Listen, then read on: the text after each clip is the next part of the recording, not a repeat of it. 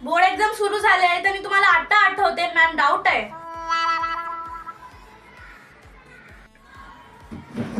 Ma'am एक doubt होता. बोल. मॅम 10 मार्कचा आन्सर किती लिहायचं?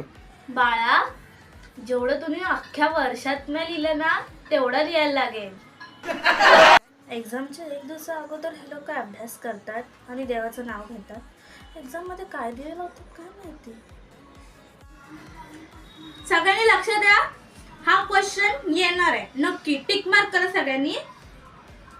द नॅशनल कमिशन करून स्टार्ट होते बघा. हा क्वेश्चन नक्की येणार.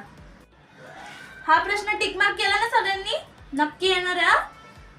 हा प्रश्न नाही येणार, नाही केला तरी चालेल. मी फक्त सांगू शकते. बाकी तुम्हाला करायचं तर करा, नाहीतर पेपरमध्ये दिवे लावून येणार आणि तुमचे पॅरेंट्स मला ओरडतील. बघा मुलांनो, जर का तुमचा पेपर इझी गेला तर आपण चांगला अभ्यास केलाय.